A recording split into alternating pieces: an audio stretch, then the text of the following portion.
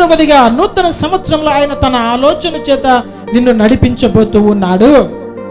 Bible గ్రంథంలో నుండి కీర్తనల గ్రంథము 73వ అధ్యాయము 24వ వచనం గమనిద్దాం.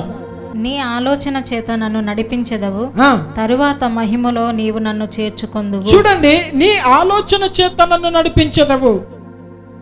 మనము నడిపించబడాలంటే సొంత ఆలోచన చేత నడిపించబడితే కొద్దిసేపు నడిపించబడతారు, తర్వాత బోలబడిపోతారు. అయితే దేవుని సహాయం కావాలి. దేవుని ఆలోచన మన జీవితంలో ఆయన చిత్తం నెరవేర్చబడాలి. ఒక సమయం ఇవ్వాలి, దేవునికి అవకాశం ఇవ్వాలి, ఆయన చేతిలోనికి రావాలి. ఇది నీ జీవితము, రక్తము పెట్టి కొన్నావు, నా సొత్తు కాదు, నేను నా ఇష్టము నా పిల్లలు అనేదానికి లేదు ప్రభువా, నీ యొక్క చిత్తమే నా జీవితంలో జరిగించు, నీ ఆలోచన చేత నడిపించు అంటాడు. అందుకనే కదా యేసయ్య ప్రతి వ్యక్తికి మంచి ఆలోచన చెప్పి నడిపించేవాడు. ఆలోచనకర్త అని ఆయనకు పేరు పెడతారు అని యెషయా గ్రంథంలో ప్రవచనం మనం చూడవచ్చు. నా దేవుని ప్రజలారా, సాతాను ఆలోచనలు మనల్ని నరకానికి నడిపించగలిగేదైతే యేసయ్య ఆలోచన మనల్ని పరమునకు తీసుకుని వెళ్ళేదై ఉంటుంది. దుష్టుని ఆలోచన చొప్పున నడువ కాని లేఖనం సెలవిస్తుంది.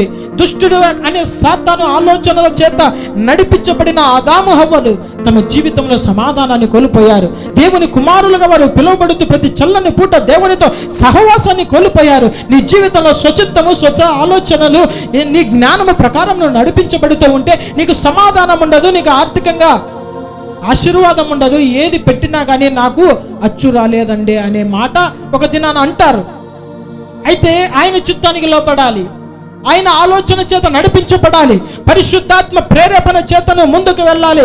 ఏ పని ప్రారంభించినా, ఎక్కడ వెళుతున్నా, ఏ నిర్ణయం నీ జీవితంలో తీసుకుంటున్నా కానీ ఆయన ఆలోచన చేత నడిపించబడాలి. నిజమైన క్రైస్తవుడు నేను నా సొత్తు కాదు, నేను నా ఇష్టం అనడానికి లేదు, నా దేవుడు విలువైన రక్తాన్ని పెట్టి నన్ను కొన్నాడు, ఆయన ఆలోచన చేత నడిపించబడాలి. నా జ్ఞానము ఎంత చదివినా కానీ, ఎంత పిహెచ్డి చేసినా కానీ, ఎంత డాక్టరేట్ చేసినా కానీ, ఎంత మెడికల్ సైన్స్ నాకు తెలిసినా కానీ దేవుని యొక్క జ్ఞానానికి ప్రతి వ్యక్తి తల వంచాలి. అప్పుడే ఆయన చిత్తం నీ జీవితంలో నెరవేర్చబడుతుంది. హల్లెలూయా.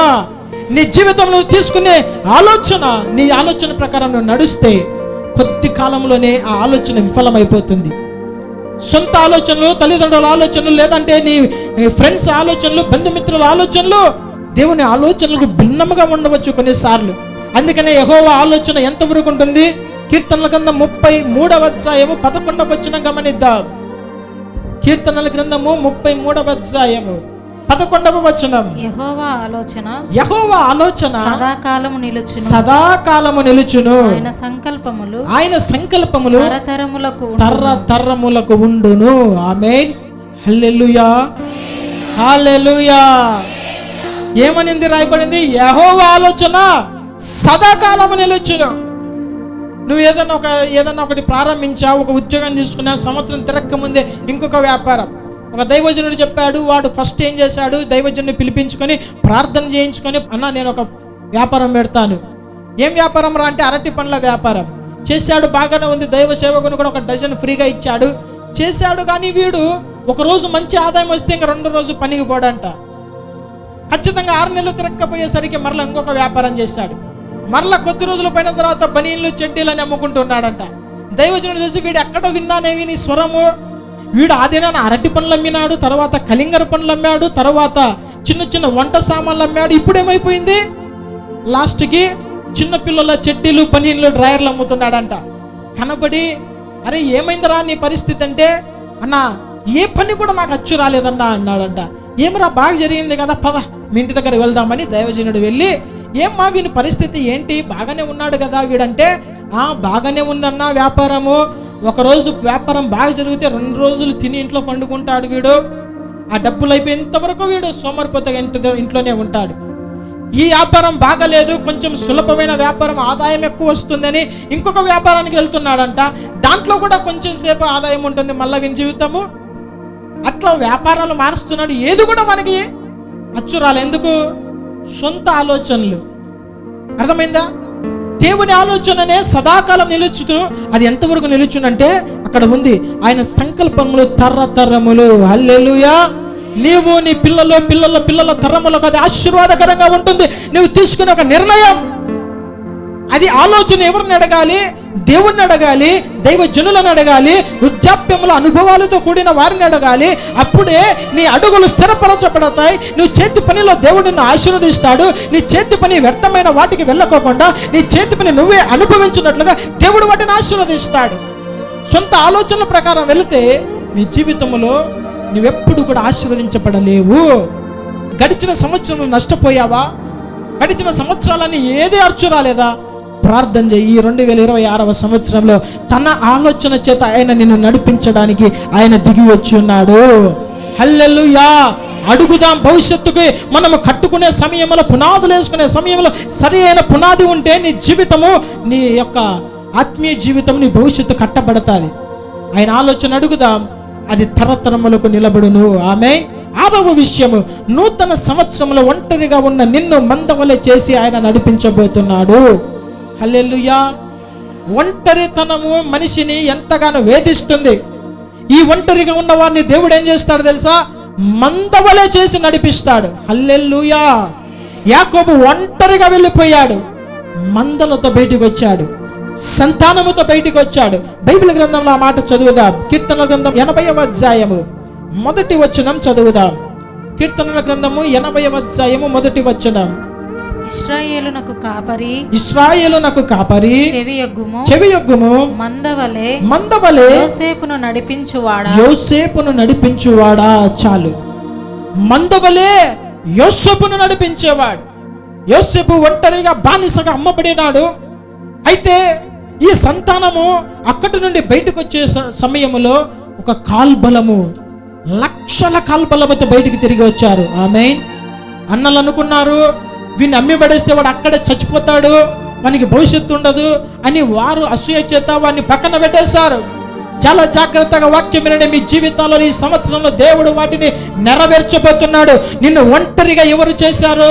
ఎవరైతే నేను ఒంటరి అనుకుంటున్నారో, నాకెవ్వరు ఆదరించేవారు లేరు, ప్రేమించేవారు లేరు, నన్ను పలకరించేవారు లేరు, నేను ఒంటరిని అయిపోయానని బాధపడుతున్నావా? నీ కథ అయిపోయిందని అనేకులు అనుకుంటున్నారా? బంధువులు హేళన చేస్తున్నారా? గేలి చేస్తున్నారా? మందవలె దేవుడు నిన్ను నడిపించబోతున్నాడు. హల్లెలూయా. వారిలో ఒంటరైన వాడు 1000 మంది అగును, ఎన్నిక లేనివాడు బలమైన జనమగును. యోసేపు కథ అయిపోయింది అనుకున్నారు. అయితే దేవుడు వారి సంతానాన్ని ఎలాగ బయటికి తీసుకొని వచ్చా అంటే లక్షల మందినిగా బయటికి తీసుకొని వచ్చాడు. ఎలాగ ఆశీర్వదించాడు? ఆ యొక్క ఐగుప్తు ప్రజలు అసూయ చేత అసహ్యపడేంతగా వారిని ప్రబలేదట్టుగా చేశాడంట దేవుడు. నువ్వు ఎక్కడ ఉన్నా కానీ, నువ్వు ఒంటరిగా ఉన్నా కానీ, దేవుని కనుదృష్టి నీ మీద ఉన్నప్పుడు నీవు ఒక బలమైన జనముగా బయటికి రాబోతున్నావు. ఆమేన్. హల్లెలూయా. అబ్రహాము మృత తుల్యమైన శరీరములో నుండి పిల్లలు పుడతారని అనుకోలేదు. ఈ ముసలోనిలోనే ఏమొస్తుంది? ఆకాశ నక్షత్రాలంట, సముద్ర తీరమందలి ఇసుక రేణువులంట అని నవ్వుకుని ఉండవచ్చు. శారమ్మ కూడా నవ్వుకుంది. కానీ దేవుడు ఎలాంటి కార్యాలు చేస్తాడు? అలాంటి వారిలో నుండి గొప్ప సైన్య సమూహాన్ని దేవుడు నడిపించాడు. ఆమేన్. ఇశ్రాయేలు ప్రజలను కొట్టేవాడే లేదు. ఇశ్రాయేలు ప్రజల యొక్క సైన్యము కావచ్చు, వారి జ్ఞానము కావచ్చు, ఎవరు కూడా కొట్టలేకపోతున్నారు. అంత గొప్ప జనముగా, అంత గొప్ప సైన్య సమూహముగా, ఒక దేశముగా, ప్రపంచమంతా విస్తరించిన ప్రజలుగా, జ్ఞానము ఎక్కువ కలిగిన ప్రజలుగా దేవుడు వారిని నడిపించి బయటికి తీసుకొని వచ్చారు. నా దేవుని ప్రజలారా, ఒంటరితనములో నువ్వు అనుకుంటున్నావు, నేను ఒంటరి, నాకెవరు లేరు, ఆప్తులు లేరు, చెప్పుకునేదానికి, సమస్యలు చెప్పుకునేదానికి, కనీసం నా గోడు వెళ్ళబోసుకునేదానికి కూడా ఎవరు లేరు అనుకుంటున్నావా? ఆయన మీద ఆధారపడి ఈ సంవత్సరంలో దేవుడు నిన్ను ఒక మందవలె నడిపించబోతున్నాడు. హల్లెలూయా. యోసేపును మందవలె నడిపించిన దేవుడు నిన్ను మందవలె ఒక దినాన బయటకు తీసుకురాబోతున్నాడు. శత్రువు ఎదుట భోజనాన్ని సిద్ధపరచబోతున్నాడు. శత్రువుల సహా మిత్రులుగా దేవుడు మార్చబోతున్నాడు. ఎప్పుడు ఈ కార్యము జరుగుతుంది? ఈ సంవత్సరంలోనే కార్యము ప్రారంభము కాబోతున్నది. హల్లెలూయా. గొప్ప కార్యాలు మీ జీవితంలో దేవుడు జరిగించబోతున్నాడు. సమృద్ధి అయిన జీవము చేత మనల్ని నింపబోతున్నాడు. ఆమేన్. హల్లెలూయా. అది నా దేవుడు అంటాడు ఆదికాండం 22వ అధ్యాయం 17వ వచనములో, అబ్రహాముతో నేను నిన్ను ఆశీర్వదించి ఆకాశ నక్షత్రముల వలెను, సముద్ర తీరమందలి ఇసుక రేల వలెను నీ సంతానమును నిశ్చయముగా విస్తరింపజేసేదను. నీ సంతతి వారు తమ శత్రువుల గవిని స్వాధీనపరుచుకుందురు. వినండి జాగ్రత్తగా. నీవు ఒంటరివి కాదు, నిన్ను ఆశీర్వదిస్తానని దేవుడు అంటున్నాడు. ఇక ఏమంటున్నా అంటే, నీ సంతతి వారు తమ శత్రువుల గవిని స్వాధీనపరుచుకుందరు. ఎవరు నీకు శత్రువుల దేవుని సన్నిధిలో ప్రార్థనలు పెట్టు, వారి గవునులను దేవుడు నీకు స్వాధీనపరచబోతున్నాడు. ఆమె నీకెవడైతే శత్రువుగా మార్చబడ్డాడో వారి గమనలను స్వాధీనపరచుకోబోతున్నావు. విశ్వాసముతో దీనికి ఆమేనని చెబితే కార్యము ప్రారంభించబడబోతున్నది. హల్లెలూయా. శత్రువుల గవిని స్వాధీనపరుచుకునేంత ఆశీర్వాదం చేత మందవల దేవుడు విస్తరించి బయటికి నడిపించబోతున్నాడు. ఈ కార్యము ఈ నూతన సంవత్సరంలో నీ జీవితంలో దేవుడు త్వరపెట్టునుగాక. చివరి మాట చెప్పి నేను ముగిస్తాను. ఈ యొక్క నూతన సంవత్సరంలో దేవుడు మీతో చెబుతున్న మాట ఎంతవరకు నడిపిస్తాడు? జీవితాంతము నీతో ఉండి విశాలమైన దేశంలోనికి నేను నడిపిస్తాడు. ఇరుకులో ఉన్నావా? ఆర్థికంగా ఇరుకు పరిస్థితి, ఆత్మీయంగా ఇరుకు పరిస్థితి, ఇంకా వస్తుపరంగా ఇరుకు పరిస్థితి, ఇరుకు ఇల్లు, ఇరుకు వాహనాలు, ఏవైతే ఇరుకులో ఉన్నావో నా దేవుడు అంటున్నాడు, ఇరుకుల వారు మొర్ర పెట్టగా విశాలమైన స్థలములలో వారికి జవాబు దయచేయబోతున్నాను. హల్లెలూయా. ఇరుకుల నుండి దేవుడు నీ ప్రార్థన విని నీకు జవాబు ఎక్కడ ఇవ్వబోతున్నాడు? విశాలమైన స్థలములో ఇవ్వబోతున్నాడు. వాటిని మనం స్వాధీనం చేసుకోబోతున్నాం. ఆమేన్. హల్లెలూయా. దేవుని ప్రజలారా, బైబిల్ గ్రంథములో ఇశ్రాయేలు ప్రజలను దేవుడు వారి మొర విన్నాడు.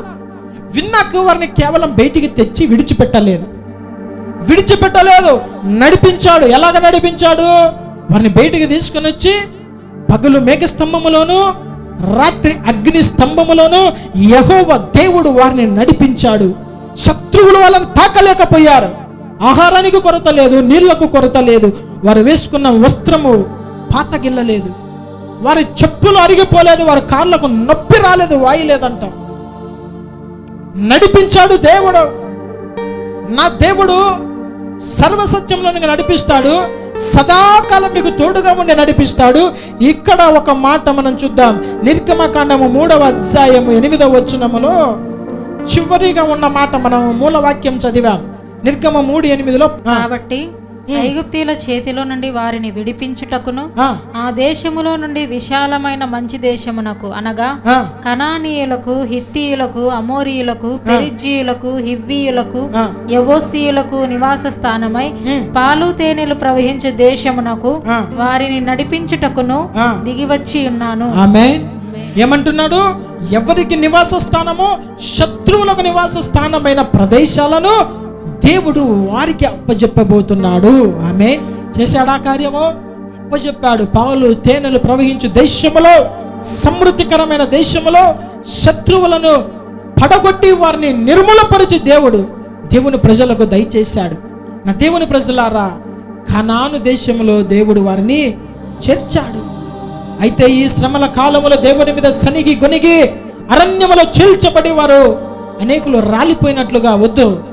ఈ 2026వ సంవత్సరంలో దేవుడు మనల్ని పాలు త్రేణలు ప్రవహించు దేశమనే సమృద్ధిలోనికి నడిపించును గాక. హల్లెలూయా. ఎక్కడి వరకు నడిపిస్తాడంటే విశాలమైన దేశంలోనికి.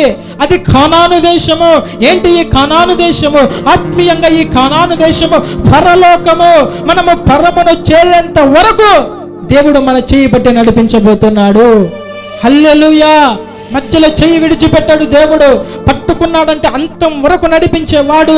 శ్రమ, శోధన, హింస, ఏదైతే ఆర్థిక సమస్యలు, శత్రు బాధ నీకు వచ్చినదో వాటన్నిటిని జయించి నీ ద్వారా ఆ శత్రు గవులను స్వాధీనపరిచి ఆ కనాను, పరమ కనాన్లో నువ్వు నిలబడేంత వరకు కూడా నీతో ఉండి నడిపించబోతున్నాడు. ఆమె ఈ 7 విధాలుగా దేవుడు మన జీవితంలో గొప్ప కార్యాలు జరిగించబోతున్నాడు. విశ్వాసముతో ఈ వాక్యాన్ని రిసీవ్ చేసుకోండి. రానున్న దినాల్లో సాక్ష్యం చెప్పబోతున్నారు.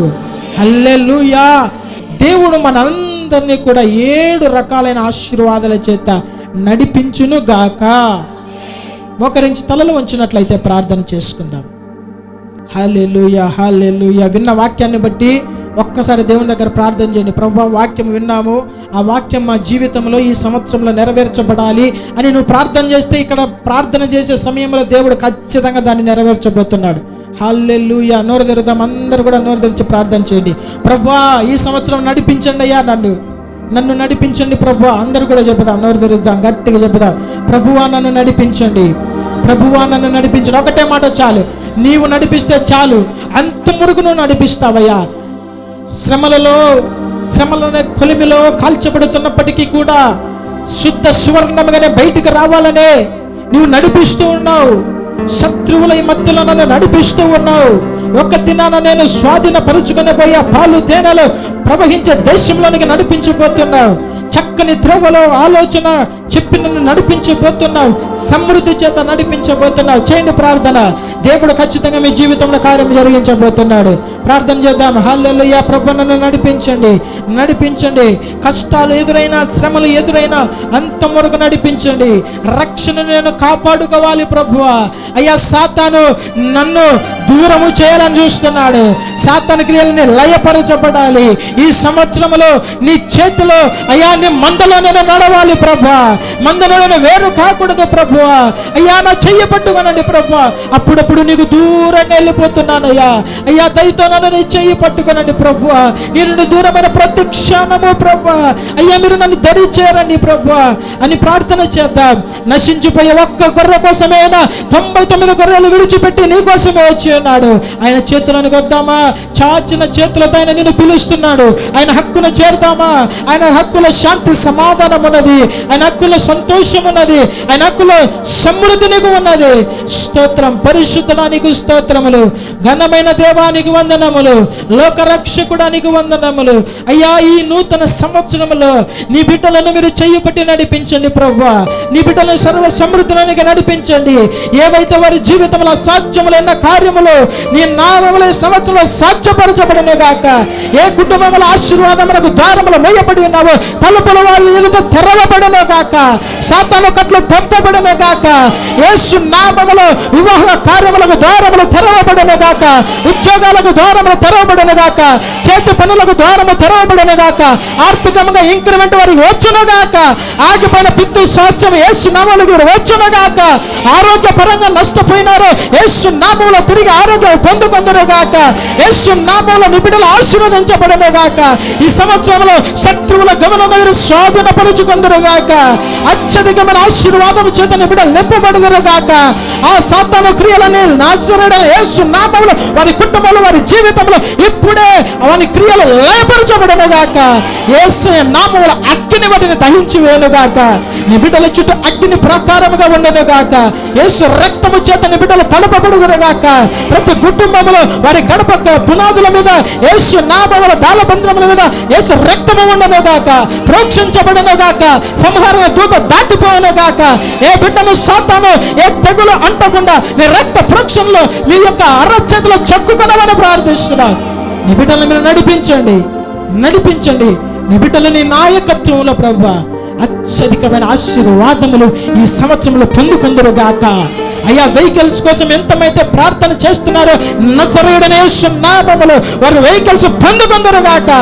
ద్వారములు తెరవబడును గాక. నూతన గృహాల కోసం ఎంతమైతే ప్రార్థన చేస్తున్నారో నూతన గృహాలకు ద్వారములు తెరవబడును గాక. కట్టబడిన గృహాలు యేసు నామములో సంపూర్తి చేయబడును గాక. యేసు నామముల స్థలాల కోసం ఎవరైతే అయ్యా ప్రార్థన చేస్తున్నారో వారు అనుకున్న దానికన్నా, ఊహించిన దానికన్నా అత్యధికమైన మేలతో నీ బిడ్డలు నింపబడుదురు గాక. పరిశుద్ధాత్మదేవ, నీ బిడ్డలను ఆర్థిక శ్రమల నుండి, ఆర్థికంగా ప్రభు ఎన్ని అయితే ఇబ్బందులు కలిగి ఉన్నారో ఆర్థికంగా ప్రతి సమస్య యేసు నామములో కొట్టివేయబడును గాక. అనుకుని సహాయం నీ బిడ్డలకు అందును గాక. గొప్పవారిగా మార్చండి. పై చేయిగా ఉంచండి. అప్పిచ్చువారుగా ఉంచండి. గొప్ప కార్యాలని బిడ్డల జీవితంలో ఈ సంవత్సరంలో ఆశీర్వాదాలు దీవెనని బిడ్డల మీదకి దిగును గాక. అయ్యా, నీ బిడ్డలందరినీ మీ రెక్కల కింద భద్రపరచండి. అంతకన్నా ప్రాముఖ్యంగా ప్రభా ఆధ్యాత్మికంగా నీ బిడ్డలు అయ్యా సర్వస్వచ్ఛంలోనికి నడిపించబడుదురు కాక. యేసు నామములో ఈ ప్రార్థన అడిగి వేడుకుంటున్నాను తండ్రి. ఆమేన్. దేవుడు మిమ్మల్ని దీవించి ఆశీర్వదించును గాక.